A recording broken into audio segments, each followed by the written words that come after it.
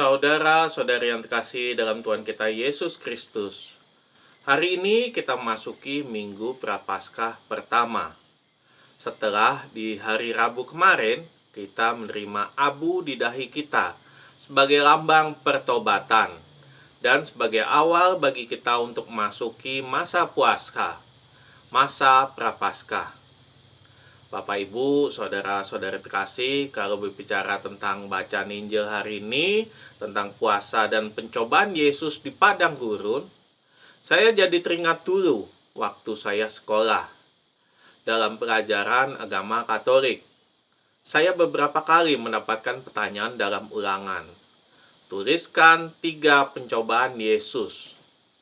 Kalau saya bingung menjawab, saya bernyanyi dalam hati, dulu Yesus berpuasa 40 hari lamanya.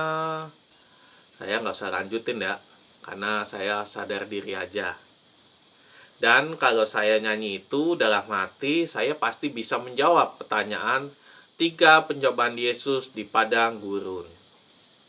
Saudara-saudari yang terkasih, pernah nggak sih kita memperhatikan bahwa kita kalau mau berpuasa, pasti ada aja godaannya. Dan nggak ada puasa yang mulus-mulus saja. Pasti ada aja yang nawarin makanan, bikin marah, dan bikin batal puasa kita. Kalau mau mulus dan nggak tergoda sih, solusinya cuma satu. Tidur sepanjang hari. Atau lakukan aktivitas yang tidak menguras fisik. Dengan kata lain, malas-malasan aja di rumah. Waktu jadi nggak berasa, tahu-tahu sudah sore. Terus kita tinggal buka puasa. Tapi itu semua kan sulit. Karena kita tetap harus bekerja, tetap harus sekolah atau kuliah. Godaan itulah yang dialami Yesus. Dia lebih ekstrim lagi berpuasa. Sampai 40 hari. Tanpa makan, tanpa minum. Di padang gurun lagi. Yang pasti panas sekali. Coba sekarang siapa yang bisa berpuasa seperti Yesus? Bayangkan kalau seandainya Yesus tergoda. Dan akhirnya dia menyembah iblis untuk mendapatkan kerajaan dunia ini.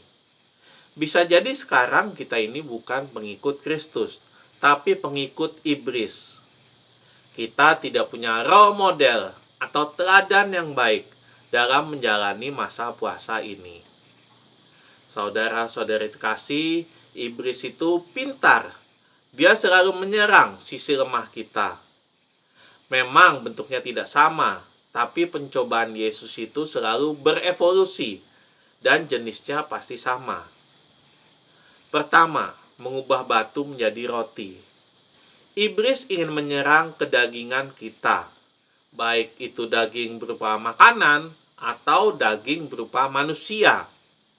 Kita yang seharusnya puas dengan makan sayur dan daging ayam, tapi digoda untuk mengambil lebih banyak, entah itu lauk ikan, daging sapi, daging kambing, babi, dan sebagainya. Sampai-sampai berlebih-lebihan.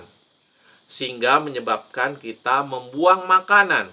Bahkan sampai ada yang sakit kolesterol, asam urat, diabetes, tensi, dan sebagainya.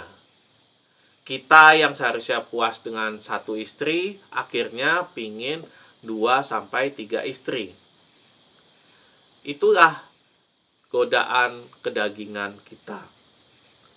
Kedua, saat Yesus dibawa ke bumbungan bait Allah dan disuruh menjatuhkan diri, maka malaikat akan menangkapnya. Makna dari pencobaan itu adalah pencobaan tentang kekuasaan. Coba seandainya kita diberi kuasa seperti Yesus. Kalau kita melompat, pasti akan ada malaikat yang menangkap. Apa yang akan kita lakukan? Bisa jadi kita bukan hanya melompat, tapi malah kita menyuruh-nyuruh malaikat itu untuk terbangin kita ke sana kemari. Begitupun kalau kita punya kuasa menjadi pejabat, penguasa, pengusaha, dan sebagainya. Apakah kekuasaan dan power kita itu untuk kebaikan, membantu orang lain, atau untuk menindas, mempersulit orang lain? Ketiga, Yesus dibawa ke atas gunung yang sangat tinggi dengan semua kerajaan dunia dan kemegahannya. Semua itu diperlihatkan asal Yesus mau menyembah iblis. Iblis ingin menyerang sisi ketamakan kita. Kalau kita berada di posisi Yesus, apakah kita mau tunduk dan menyembah iblis? Bisa jadi, asalkan kita mendapatkan harta duniawi. Kadang kita mau melakukan apa saja, bahkan menyembah iblis, menggadaikan jiwa kita kepada iblis. Apalagi di zaman sekarang ini, yang apa-apa menilai semuanya dari duit, uang, cuan, kekayaan, kekuasaan, dan sebagainya. Lagi pula, hukum di negara kita ini masih lemah. Korupsi ratusan M, ratusan T, hukumannya cuma beberapa tahun saja. Nggak bikin jerak. Bisa jadi, kita mau menyembah iblis juga. Saudara-saudari yang terkasih dalam Yesus Kristus, kalau kita melihat awal masa Prapaskah ini, Rabu-Rabu kita ini, indah sekali ya. Di negara kita ini yang selalu menjunjung toleransi, kok bisa awal puasa sahabat kita orang muslimin, hari raya Imlek, dan awal puasa Katolik, Rabu-Rabu, kok bisa jatuh di hari yang hampir bersamaan? Seolah-olah ada maksud baik dari Tuhan untuk kita semua ini. Seolah-olah Tuhan ingin menyatukan kita semua, mendamaikan umat beragama. Atau ini tanda-tanda Indonesia bangkit dan menuju Indonesia emas. Ya, siapa tahu ya. Dan apa istimewanya dari puasa di tahun ini? Karena puasa kita ini bersamaan dengan saudara-saudari kita yang muslim, yang paling ditunggu adalah takjil. Orang non-muslim kadang ikut takjil. Dan harus diakui, makanannya beragam dan enak-enak juga. Dan layak untuk diburu. Dan dari saudara-saudari kita itulah seharusnya kita belajar memaknai arti puasa. Harus bangun subuh-subuh untuk sahur dan menunggu maghrib untuk berbuka puasa. Walaupun minusnya habis buka mereka bisa makan berlebih-lebihan. Terus habis buka mereka kembali ke setelan awal, setelan pabrik, ngomong kasar, kotor, dan sebagainya. Tapi bandingkan dengan kita. Kita yang Katolik ini kadang menyempelekan puasa Katolik. Kadang puasa lewat gitu aja. Kurang meresapi makna puasa sesungguhnya.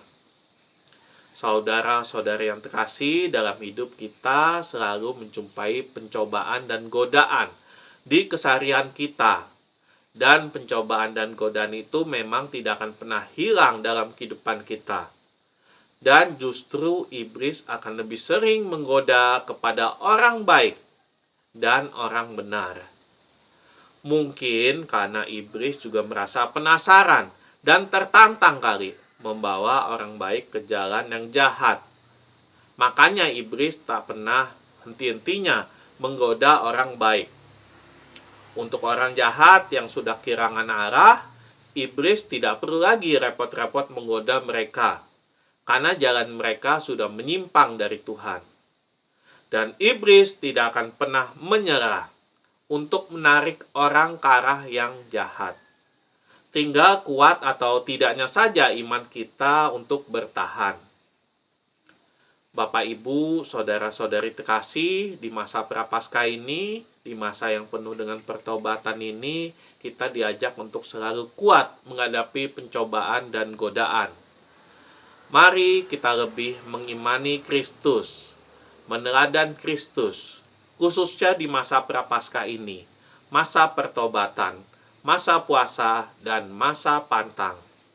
Dan marilah kita mohon pertolongan Tuhan, agar kita selalu dimampukan Tuhan bertahan di tengah pencobaan. Marilah kita hening sejenak, marilah kita merenung.